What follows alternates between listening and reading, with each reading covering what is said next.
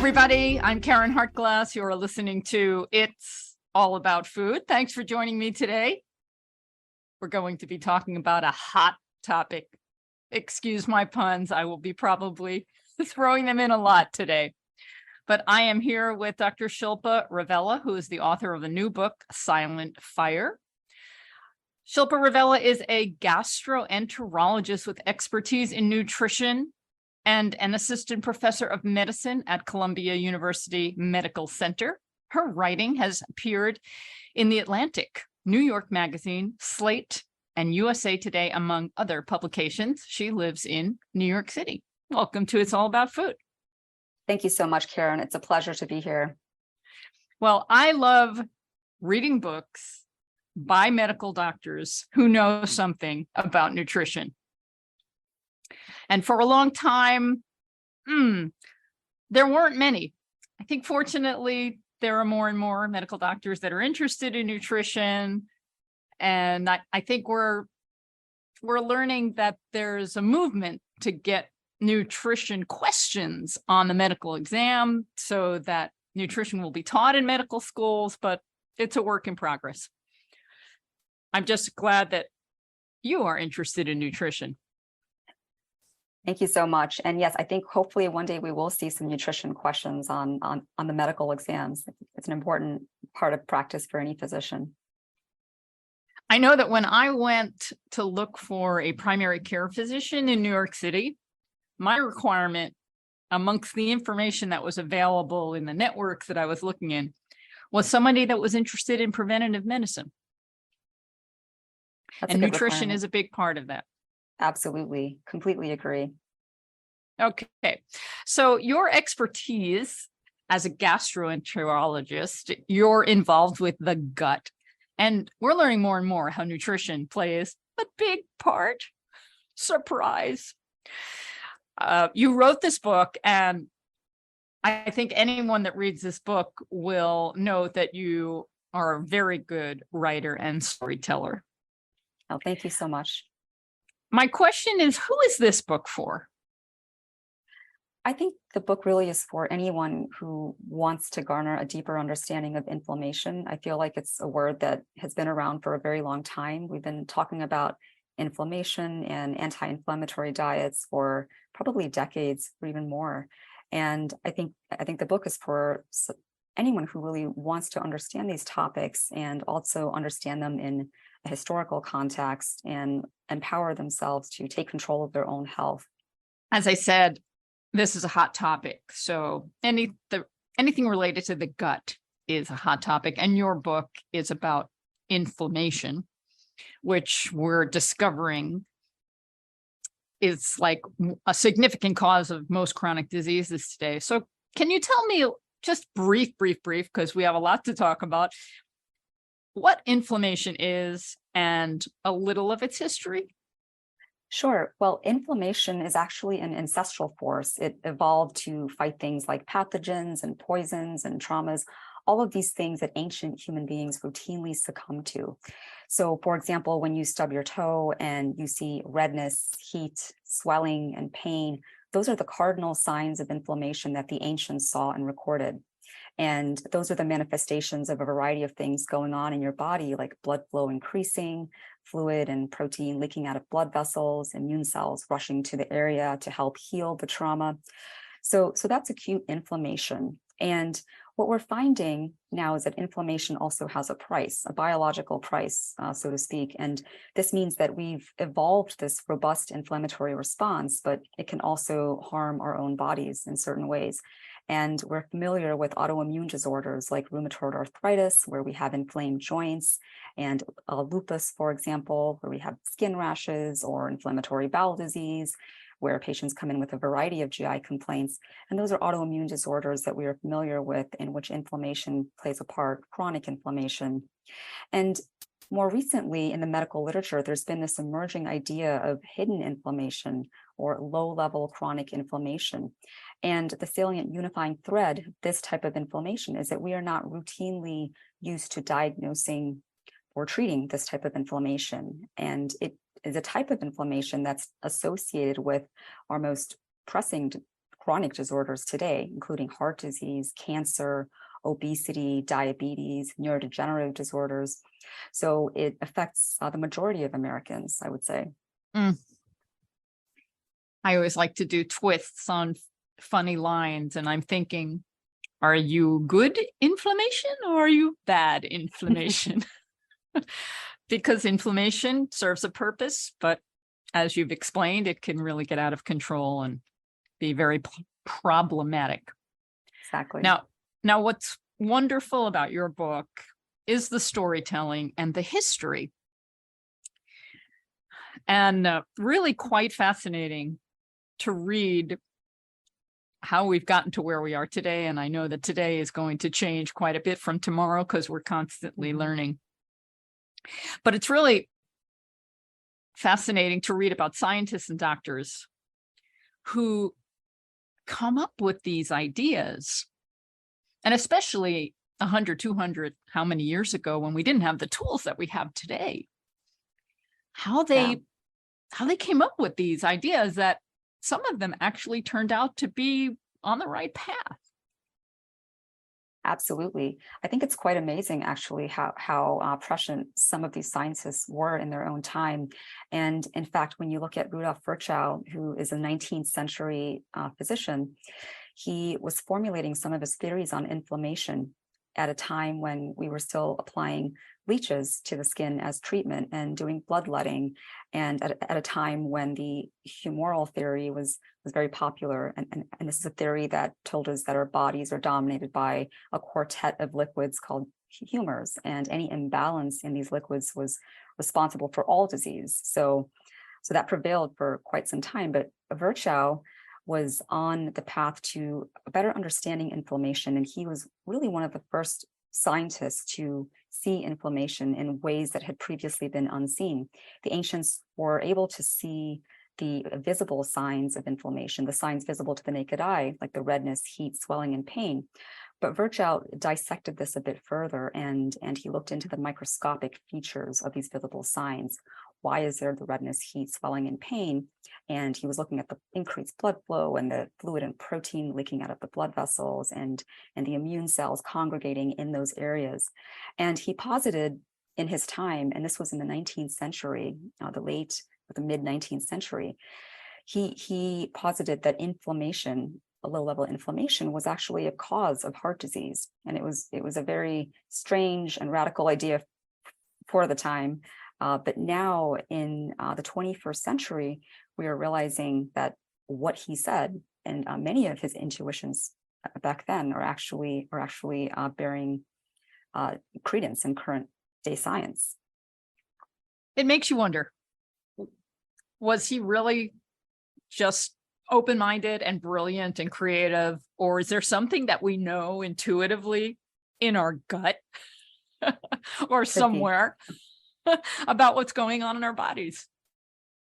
That's a great, I think intuition definitely played a part, creativity as well. And also in some ways, I think today we are so siloed as medical practitioners. We have various specialties, and medical knowledge is just expanding so that we are specializing in areas that are smaller and smaller. So this body of knowledge is expanding more rapidly than we can actually keep up with it in some ways. And I think it was really indeed amazing that these 19th century scientists were able to formulate the theories that they did in their time. I remember reading something somewhere, I can't remember where or when, that's another song. And that is that when something comes out in the scientific literature, it takes like 17 years. I remember the number 17. I don't know where they got that from, for it to actually be accepted somehow in the general culture. And I don't even know if that number is true, because there's plenty of information that has come out and we're still not wanting to believe.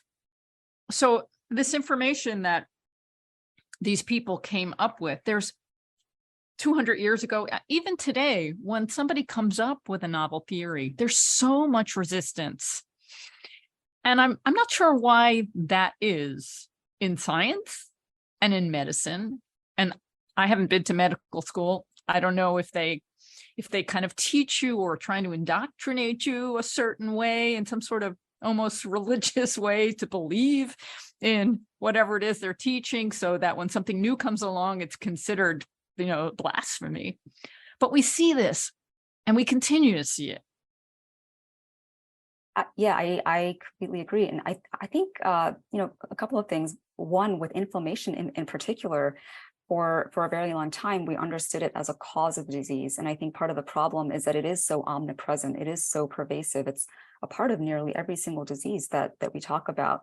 There are just hundreds of syndromes, inflammatory syndromes, with the word itis on the end tacked to it. So nephritis, inflammation of the kidneys, gastritis, inflammation of the stomach, and I could go on and on. And so it is really just everywhere. And so to think of inflammation as an entity unto itself, and to think of it as a cause of disease as opposed to simply being a consequence, I think that did take a long time, and that was a once radical idea. And as you said, some of these concepts that began in basic science laboratories, it takes quite some time for human clinical trials to be performed, and quite some time for the ideas to make their way into clinical practice and even onto prescription pads themselves. So I think it is a long process in some ways. I think with the idea of inflammation as a cause of heart disease, that took about 30 years, and the life's work of devoted scientists. And all of these scientists, really have devoted their life's work to formulating a piece of the puzzle. And in concert, it's really when their work is taken as a whole, a new narrative emerges. And I think that's the other point too, is that we are all kind of staring at different pieces of an elephant, say, and we are trying to see the bigger picture. And it's really the work of these scientists that allowed us to see the bigger picture. Well, I really appreciate you telling the story about some of them, because it's important not only to give them credit, but to recognize the passion in their work, but also the bravery, the courage. Because when all of your colleagues are giving you a hard time and you can't get your information published, it takes a lot. Oh, that's very true. It takes a lot of faith in yourself, and then just to keep going, and to keep struggling, and to keep getting that funding. And I think that was one of the things I wanted to show in some of the chapters too, was just how protracted this process is, and how some of these folks really fought to keep their ideas alive. I'm just going to mention a few of them. I don't know if I'm going to butcher their names, but you mentioned Metchnikoff, Pasteur. We've all heard about Ehrlich and Virchow. You mentioned before, so many others. And then you briefly mentioned some of our current heroes, like Dr. T. Colin Campbell and Dr. Caldwell Esselstyn. Dr. T. Colin Campbell is a PhD scientist, and Dr. Caldwell Esselstyn, of course, is a medical doctor. And they have both for decades been putting out information and seeing so much resistance. And that's current day. I agree. I think, some of this information, as we've spoken about, has been there for quite some time. And people have been talking about food and health for a very, very long time. And even since Ansel Keys' time, and Ansel Keys was a nutrition scientist in the 1950s.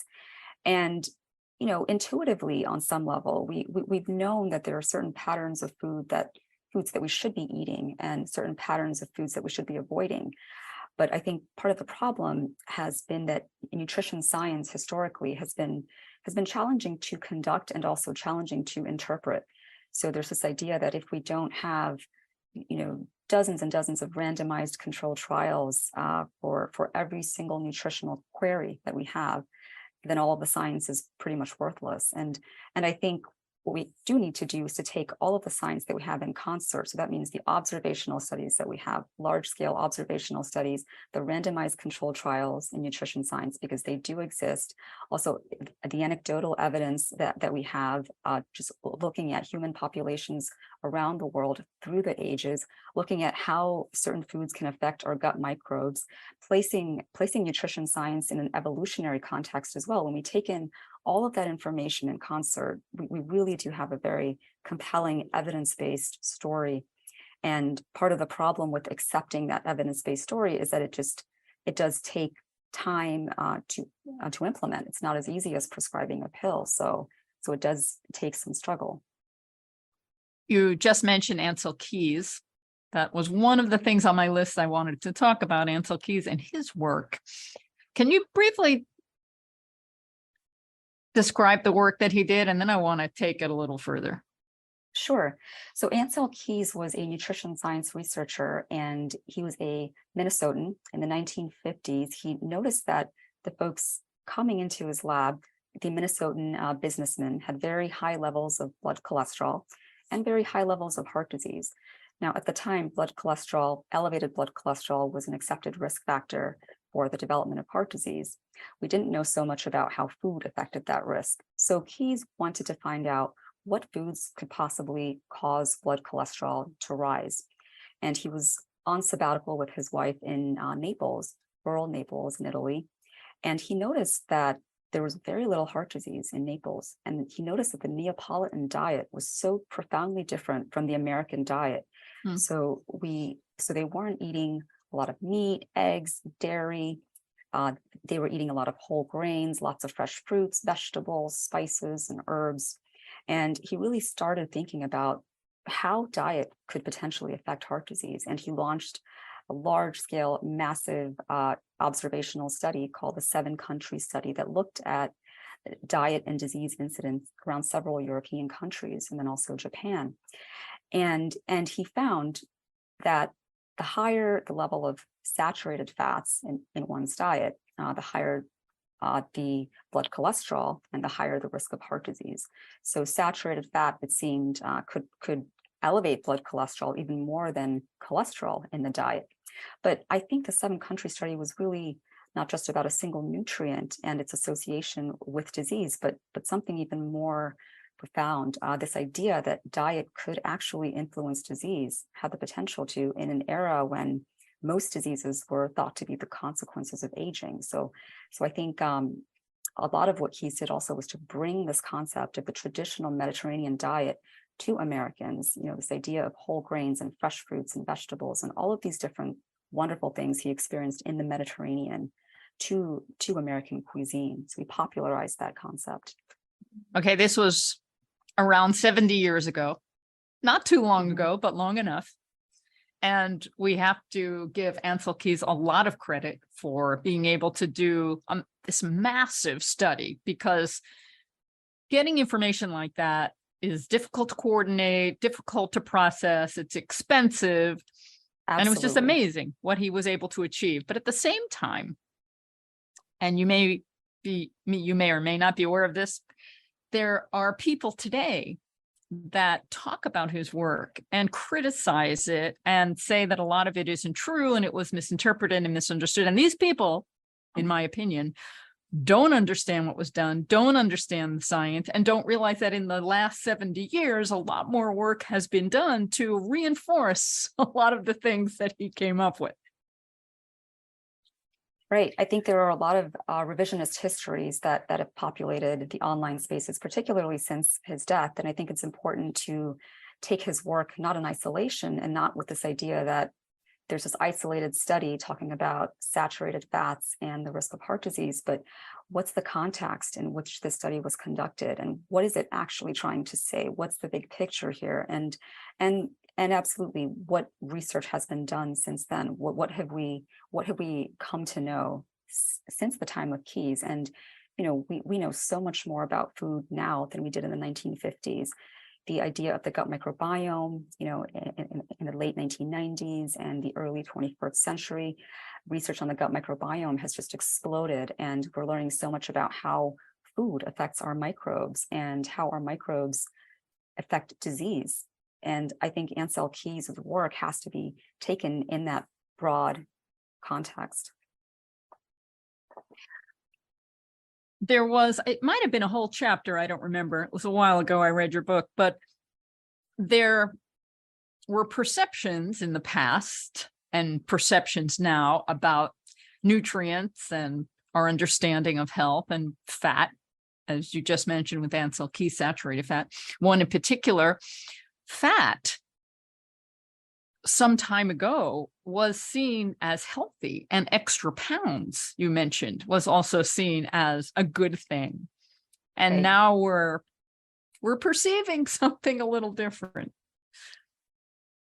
Yeah, now what we're seeing, the fat that actually pads your thighs and your upper arms is actually not as harmful, but it's really also the fat that pads your belly, an Mm. excess amount of fat. That type of fat is a marker for visceral fat, or the fat that wraps around your inner organs and even your blood vessels. And that type of fat is actually not inert, it's highly inflammatory. It actually functions like an immune organ, spewing out inflammatory markers at all hours of the day. So obesity is a problem that is increasing, and then the belly fat is something to be particularly cognizant of, because that's the type of fat that's a marker for the more insidious fat in your inner organs. So people that accumulate fat maybe uniformly, and it's not, doesn't seem to really concentrate in their belly, they're better off somehow? Yeah, so if you accumulate fat in the buttocks or the thighs or the upper arms, and generally you're living a healthy lifestyle, you're eating well, you're exercising, you're optimizing all of those other lifestyle factors, you have a healthy body mass index, your blood sugars are under control. In that scenario, the excess kind of fat that pads the thighs, upper arms, etc., that type of fat is not as harmful as the belly fat. But again, it's fascinating to see that at one point we thought fat was great, and now we know it's not so great. True, It's just like true. doctors used to recommend cigarette smoking, right? Yes, they did do that at one point, and they smoked in their offices. And it took a very long time, again, as it is taking now with food, to state that cigarettes were not so good for us, and we shouldn't be promoting them. When I was reading your book, the storytelling really helps, because you're covering a very complicated medical subject, and there's a lot of vocabulary. There's a lot of vocabulary that I just tend to just like, okay, I'm getting the gist of this, but I'm not having a test tomorrow, so I don't need to memorize all of this. But the vocabulary, they're really characters. They're really characters in another thrilling mystery, this history of our medical knowledge. You talked about macrophages, I don't even know how to pronounce it, but now they're neutrophils, macrophages, and phagocytes. And there were so many different words that scientists and doctors were coming up with, and then we learned to call them something else, or learned that it was something else. But really, they're fascinating characters. Yeah, I agree. And that was my intention, to sort of focus on some of these cells as I would focus on characters, because I felt like the language, this whole idea of language throughout the book was important. The language of how we talk about food, the language of the immune system, how food is processed in the body, how that affects the immune system is an entirely new language. And then also naming all of these different molecules was in some ways important to me. Some of the interleukins, the cytokines, and also some of these immune cells, because that's kind of a language, another entirely separate language, happening on a very microscopic level. And I particularly focus on certain types of immune cells, macrophages in particular. And those are one of the cells that Elie Metchnikoff discovered, and when he first formulated his theory of immunity. And in acute inflammation, you can see a variety of immune cells like neutrophils, which rush to the area, and macrophages also play a part. In chronic inflammation, you can see macrophages and lymphocytes. But with the story of hidden inflammation, with this type of inflammation in particular, macrophages play a very central part in this type of inflammation. They play a central part in the interactions between food and the immune system, the germs in your gut. And that's why I tended to focus on those cells a bit more, and really just take the reader through the story of how these cells are affected by all of those things. Another story I was interested to read about was about Kellogg. And I had known that Kellogg was interested in a vegetarian diet and was the founder of the food company and making cereals, but I had no idea there was a dark side to that story. Could you share that a little bit? So referring to his brother, ultimately. His brother, okay, got it. John Kellogg was also another physician who kind of saw things before his time in some ways. He ran the Battle Creek Sanitarium in Michigan. He was a Seventh-day Adventist, and he was one of the first physicians to really tell folks that food played a part in health. And he did sometimes crazy things at the sanitarium with medical treatments, that he Yeah. prescribed. Typically, they were harmless, equivalent to the modern day colonics and such. But he was someone who really focused on food as therapy for disease, and he encouraged his patients and his followers to follow a diet that was very high in whole plant foods. And he came up with the forerunner of the modern day Kellogg's cornflakes. But what Kellogg created in his kitchen, he created a very sort of puritanical form of cornflakes. They were wheat flakes, no added sugar, no added salt. And he found that this actually relieved a lot of digestive problems in his patients. His brother Will, who was a less favored brother, his parents always favored John. Will worked with John in the kitchen as well. And Will came upon the idea, to actually use corn instead of wheat, and to add lots of sugar and salt, specific portions of sugar and salt to those flakes. And Will created an incredibly tasty version of the initial flakes that John Kellogg had created. And that's what we know as cornflakes. Will became a billionaire, of course, and then Kellogg kind of tumbled into obscurity. He actually became bankrupt towards the end of his life. I didn't know all of that story. I just knew about John Kellogg and creating the initial product, and I thought that's what went into Kellogg's. But I don't know. This is another thing that we see that happens where there's a product that's created that seems relatively good, and then capitalism comes along and does whatever it can to make it faster and cheaper, and it turns out to be more damaging one way or another.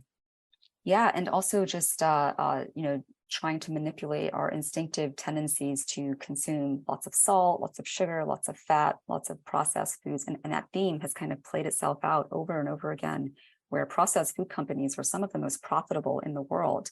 And it's tougher to get folks to eat the original bowl of Kellogg's cornflakes, because it's wheat, not too much sugar, salt, no added substances, and very easy to get folks to eat the modern day cornflakes. But so that's where the struggle lies, and those companies profit enormously. Yeah. And then there's another product you talked about, Crisco. And I was so surprised when I realized it has been in the food supply for 100 years, for about 100 years. And it's such a bad product. But it seemed like a lovely product in the beginning, so pure and white. It did seem like a great product in the beginning, and I think also that was because of this brilliant marketing campaign that the company had mounted. And the problem is that people were moving away from solid animal fats, and Crisco presented a sort of pure alternative. And what Crisco presents is to hydrogenate liquid vegetable oils to create kind of a solid fat. And it's very easy to use. It was great to use in baking. But this product created trans fats, which are very insidious fats that kind of weave themselves into our physiology and are highly inflammatory and tied to a higher risk of many chronic disorders. And we knew this for some time, but it took some time to actually get this substance entirely out of the food supply, to actually ban it. Yeah, I remember maybe some 5 years ago or something, it was banned. Yep. But there are still some products, I think, that might have a little bit of hydrogenated vegetable oils in them. Yeah, it's they are cheaper to use and very easy to use in processed foods. Yeah, and then there's a sneaky way when you use a little, or you use a certain amount and you make the serving size so small that it seems like there isn't any in there, but it's a ridiculous serving size. That's true. Then when you get the right serving size, you're getting a significant amount. Yep, these are all tricks that folks use for sure. Exactly, tricks. And one more trick, and then I want to get into some positive guidelines. But another is our government. And our government has not been entirely helpful over the decades, providing accurate information about nutrition. And you've talked about this in your book and the dietary guidelines, and how scientists and researchers come up with reasonable recommendations, and then lobbyists come along, and then the government kind of squirms and then doesn't give us the information we need. Yeah, and I think it's a pattern that's still playing out today. It's improved from the 1970s, but still today it still happens because we have such powerful industrial forces in this country. When the dietary guidelines came out in 1977, Senator McGovern and his committee were simply trying to tell folks in very clear language to eat more fruits, vegetables, whole grains, nuts, seeds, legumes. McGovern was very familiar with Ansel Keys' work as well.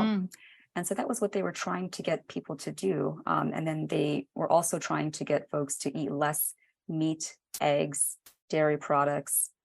And those simple statements were just intolerable for a lot of industrial interests.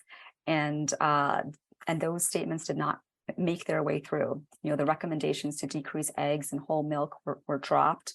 The recommendation to decrease meat intake was instead transmuted to choose meats that will decrease saturated fat. And those are two very entirely different ways of looking at food, and was much more confusing for people, and kind of changed how we talk about food in a lot of ways. Okay, so now let's really get to the meat of this subject. What is the recommendation? What is your recommendation for a healthy diet that keeps inflammation working when we need it and not going overboard? Sure. So I think one of the most misunderstood things about the anti-inflammatory diet is that it has to be an exclusive diet, that it has to exclude gluten or grains or beans or nightshade vegetables. But all of these things were rampant in the traditional Mediterranean diet, the Neapolitan diet. And a true anti-inflammatory diet includes as many whole plant foods as you can possibly include. So when you look at the traditional Mediterranean diet, it's actually very, very high in plant foods. With, they did have some occasional animal products, but they were very, very minimal. So I would say keeping the diet with as many plant foods as you possibly can, all the way up to 100% plant foods, if you're able to do that, is the true anti-inflammatory diet. And this is also the kind of diet that can foster not only human health, but also planetary health. And I think when we talk about today, just eating a majority of plant foods or eating a lot of vegetables, et cetera, we're thinking about that's 51% is a majority, but we need to move beyond 51%, and we need to get to 90%, 95, maybe 100% plant foods in our diets.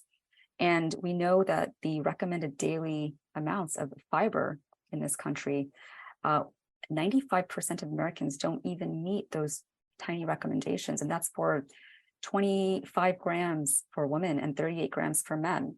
And we need to be eating way more fiber than that, but 95% of us don't even meet that recommendation. And fiber is one of our most anti-inflammatory nutrients. That being said, the people that aren't getting enough fiber and have problems with their gut, and then they want to change to a healthier diet, many of them suffer because they don't have the microbiome to digest the fiber and the new foods that they're eating. And this has been spun a bit by people, sometimes scientists, sometimes medical doctors, who tell us that certain foods that are excellent for the diet, that are causing havoc on these people that aren't healthy, that we shouldn't be eating those foods. So how do those people move from an unhealthy place to a healthy place? Absolutely. I think that's another very important point that you brought up. And I think the thing to keep in mind is that before excluding any plant food from your diet, the burden of proof that it actually harms your body must be so high. And one, we know that when you're moving from the standard Western, standard American diet to a high whole foods plant-based diet, that's a process that takes some time. It takes some time for your gut to adjust its secretions and its contractions. It takes time for you to grow the beneficial microbes in your gut that can process all of that fiber. So you do need to go slow with including all of that fiber in your diet. It can't be 0 to 100 overnight. And the other thing to keep in mind too is that there are so many different things that could be going on inside of your body that may cause you to have reactions to certain foods. It doesn't mean that you will have to forever exclude that food. So for example, you can have food intolerances and sensitivities, and it's important to make a distinction between those things as well, because intolerances are due to sometimes like a lack of digestive enzymes, whereas sensitivities are more immune mediated. So it's important to see your physician and figure out what else could be going on. Do you have bacterial overgrowth? Do you have food intolerances or sensitivities, IBS? And get all of those problems addressed before thinking, let's just get rid of all the bread in my life, because bread makes people happy, right? So it's a good food, and it's really more in how it's prepared than because the word bread can refer to so many different things. It can refer to a processed bagel or a donut, and it can refer to a great sourdough bread fermented in the ancient tradition. We find that when some of these foods are made in those ancient traditions, even people with wheat sensitivity can tolerate them so much better. It's funny. I was just in Europe a couple of months ago for about 3 weeks, and I don't normally eat bread. Bread's a treat. Sometimes I'll bake it, but I don't eat a lot of bread. And we were eating a lot of bread in Europe, and it was fun, but it was good. People like bread. Yeah. And it's funny because some of the folks who have, say, non-celiac wheat sensitivity will go to some of those European areas and tolerate those breads much more so than they would the processed wheat in the US. Yes. Well, here I go again. Are you a good bread or a bad bread? Because not all bread is the same. Exactly. Dr. Ravella, I want to know, what do you eat? I eat a variety of things, and so one of the things that I do is I make a lot of soups. I make chili. I make some Indian food as well. One of the most basic things that I make, and I make it in the Instapot, which is a huge time saver for me, is just something called a dal. It's a lentil dish, and it's made with just red lentils. Sometimes green lentils is how I make it, and I just throw a bunch of ingredients into the Instapot, and I eat the dal with rice. So I eat lots of legumes. I think legumes are a cornerstone. Lots of whole grains. I try to focus more on the intact whole grains as opposed to the processed. I do allow myself to eat healthy breads if I want. It's not a staple in my diet, but I certainly eat bread. I eat lots of fruits and vegetables. I try not to forget about spices. I think spices are very important. Spices and herbs in general have kind of untapped potential. They're so easy to throw onto a dish and can remarkably enhance the anti-inflammatory quality of those dishes. And so that's kind of in a nutshell what I eat. Okay, I have a question for you. I don't know that you'll have an answer. I know we're all individuals, and we may respond differently to different foods like no one else does. I have been vegan for 34 years. I'm on a whole food plant diet. I eat a lot of fiber. I love beans. But occasionally, especially with lentils, and it's more the bigger lentil, the brown lentil, I will experience more gas than any other bean. And I don't know why that is. Is that just me and the brown lentil, or is there, if you haven't eaten it in a while, maybe the gut isn't ready for it? Do you have any ideas? Are you soaking the lentils before you cook them usually? Or? Well, that's a good question, because since I know that lentils give me a problem, when I think about it, I will soak them. And I think that helps. And most of the time I soak my beans. It's just last week I didn't, and we were in a hurry, and I put them in the Instant Pot, and whoa, the next 2 days were a lot of fun. Yeah, sometimes when you have new iterations of legumes that you haven't had in a long time, or that you just never had, period, once you start eating more of a certain food, your gut does adapt. And then also food preparation techniques like soaking foods, pre-soaking grains and legumes before you cook them can help with the tolerability in your gut as well. Yeah, it happens. I know variety is really important, so I always try and keep it interesting. But sometimes my gut sends me interesting messages. Okay, while we're on the true. subject of the gut, something that's relatively new was realizing that the gut and the brain are communicating. And you mentioned intuition earlier in the program. And I'm just wondering about intuition, the phrase follow your gut, things that are going on inside of us, like a certain kind of intelligence or communication. I'm getting a little out there beyond what the medical establishment might want to acknowledge. But how do you feel about the gut and intuition? Well, I think in general, the gut-brain connection has been a fascinating area of study. You know, we have almost a second brain in our gut. We have millions of nerve cells in our gut. We have tons of immune cells and also tons of nerve cells. And we have the gut microbiome. So there's this bidirectional sort of dialogue between the microbes in our gut and our brain, our nerve cells, our immune cells, and their signals kind of passing back and forth. So when you think of, you know, if you're stressed out or if you have to give a big speech, for example, and you're anxious and you can feel it in your gut. Some folks have diarrhea before their big speeches or stomach upset. And at the same time, when you have issues in your gut, for example, irritable bowel syndrome, patients with irritable bowel syndrome are more prone to things like depression and anxiety. So there's this bidirectional communication that is so fascinating between the gut and the brain. And I think we're still learning a lot more about it. And we're still learning a lot more about, is it the chicken or egg, which came first? Is this causation or association? But it's a very exciting area of study currently. I know many other books that are written by plant-based doctors and scientists. They often include testimonials from people who have followed their recommendations and have achieved amazing results. And they're all happy ending, beautiful stories.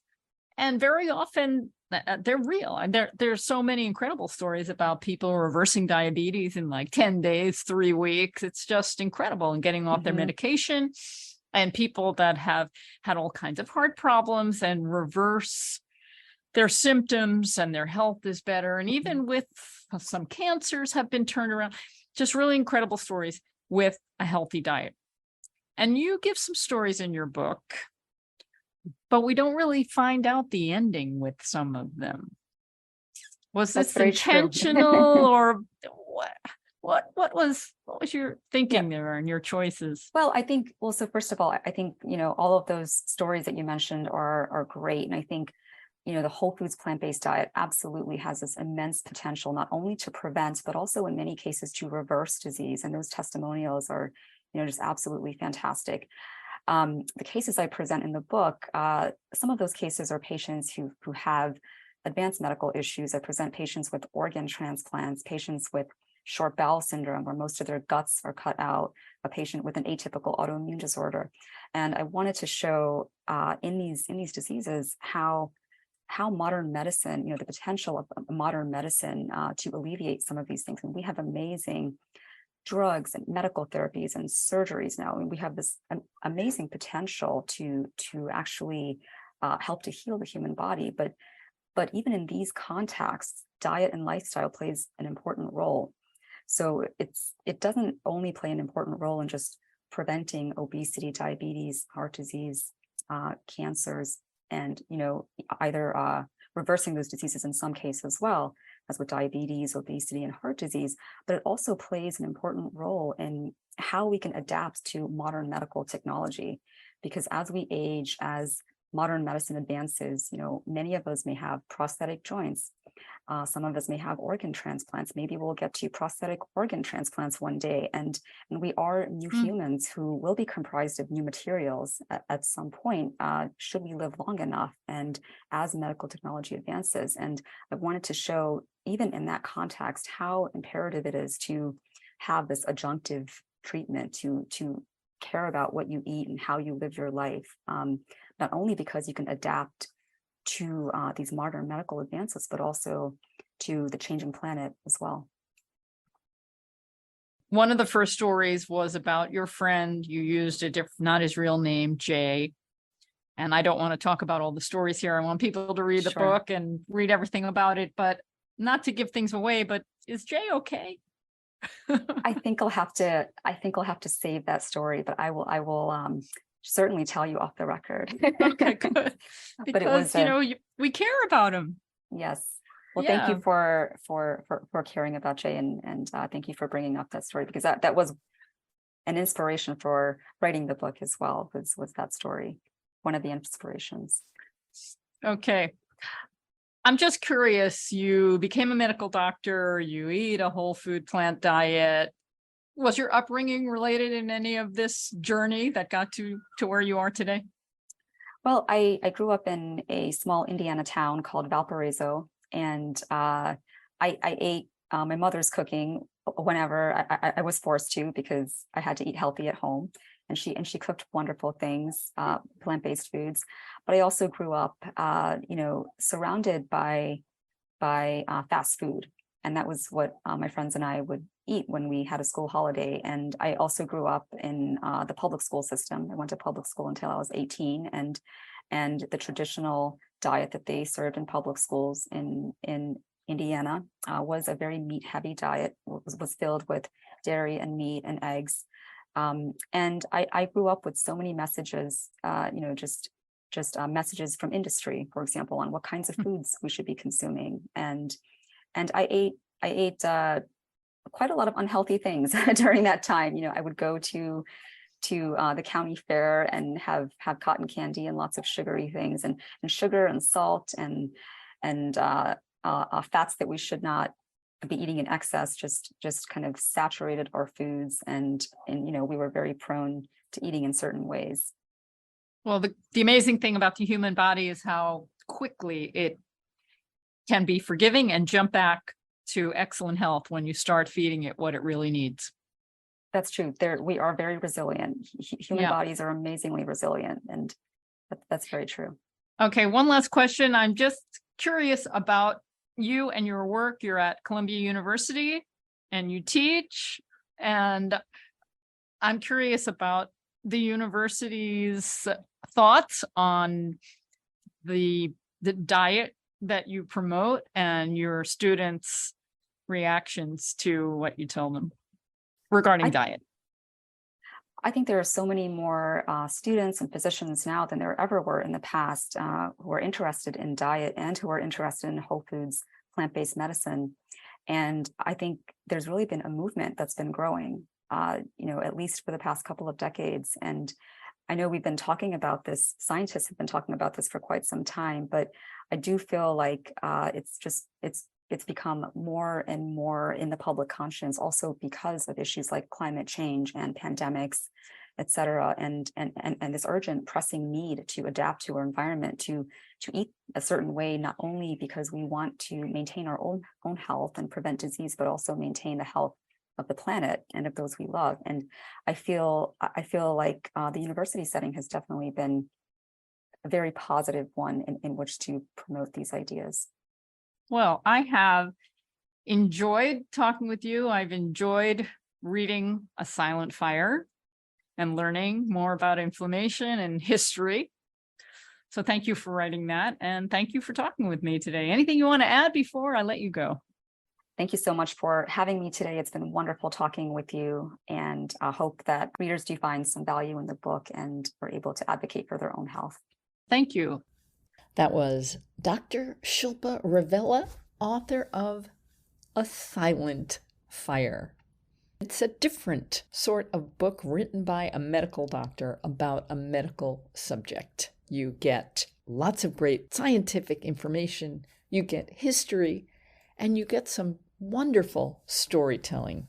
It makes it all quite readable and enjoyable. In these last few minutes of today's program, I want to go over to responsibleeatingandliving.com.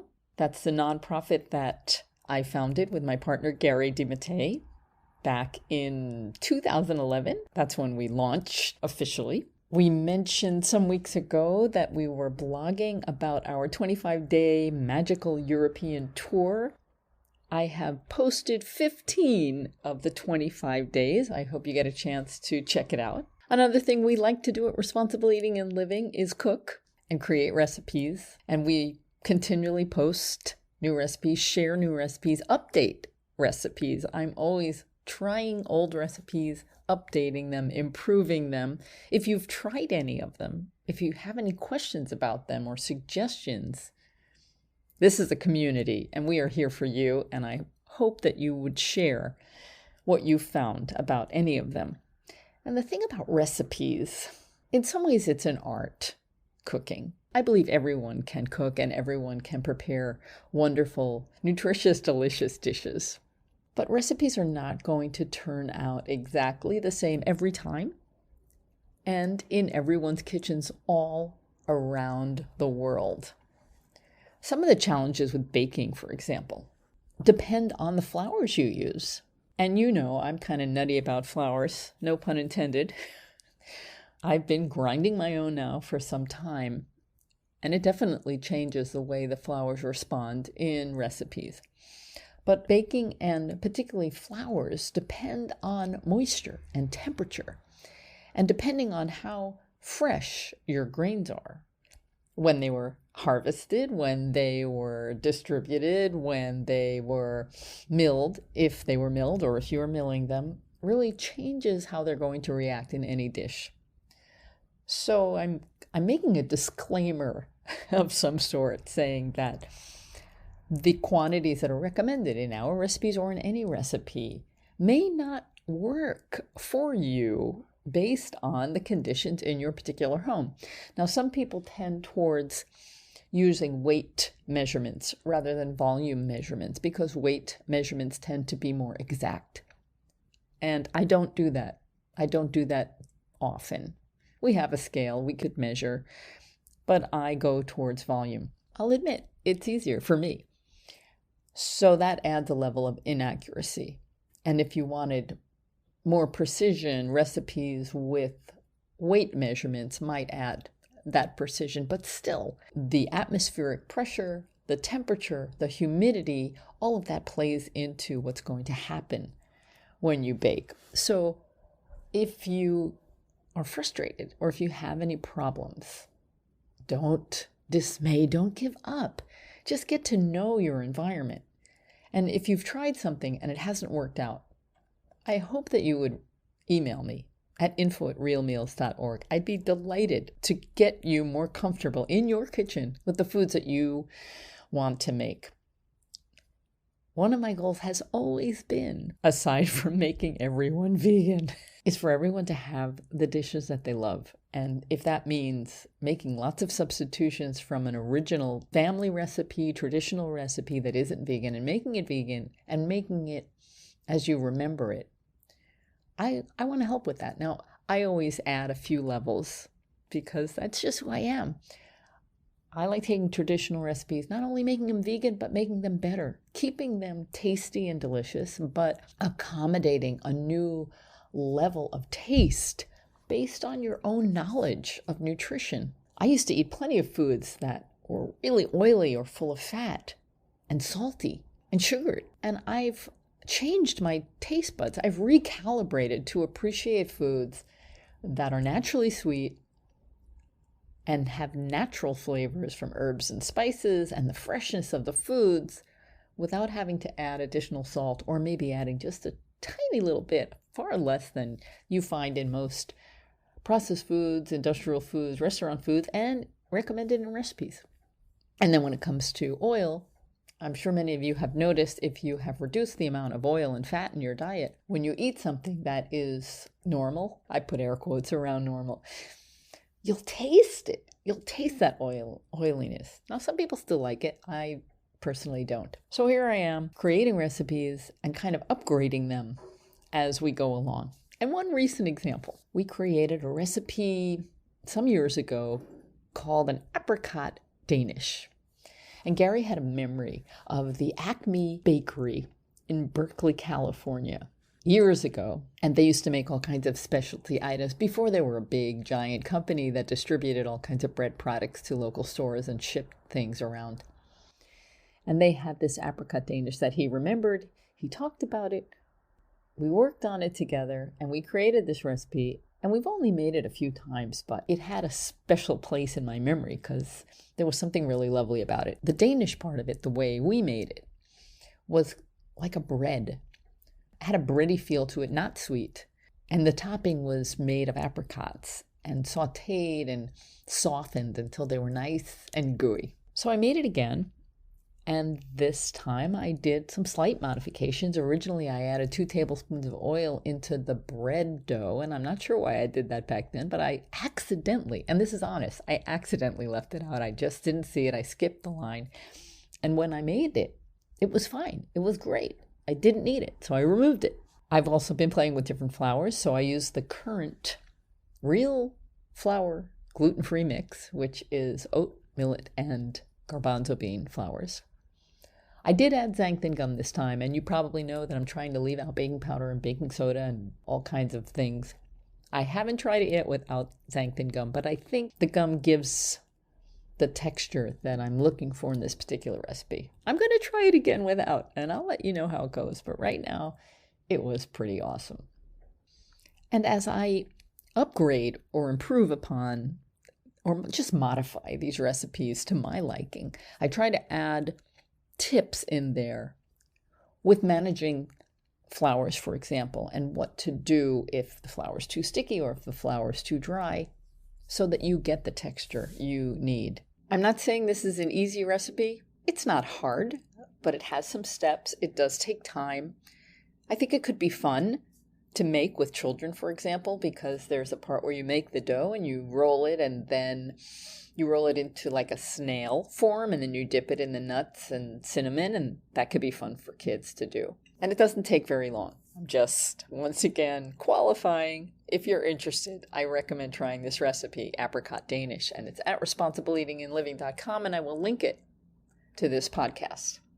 But this is something we do, and we offer all of this information for free for you, for your friends, for your family, or for anyone you think would appreciate this information. I want to give a big thank you to those who have donated to Responsible Eating and Living. I know Gary and I put a shout out about our fundraiser, our end of the year fundraiser, and I'm very grateful for those who heard our call. And I will be continuing to talk about our little fundraising campaign until the end of the year. And if we have helped you in any way or given you some information or a recipe or a tip or anything that's been helpful to you, I hope you consider supporting us in any way that you can. If you go to responsibleeatingangliving.com, there's a donate tab. It's really easy. We welcome your support. In addition to this podcast that is produced by Responsible Eating and Living and the recipes that we offer and the articles and videos that we post on the website, we're also starting a new podcast in French. And this is a new challenge that comes with new difficulties and new costs. If you're interested in supporting a project that's reaching out beyond the United States to get people interested in a healthy, whole food, vegan diet, this might be something you want to support. That's all for today. Thanks for listening to my interview with Dr. Shilpa Ravella, the author of A Silent Fire.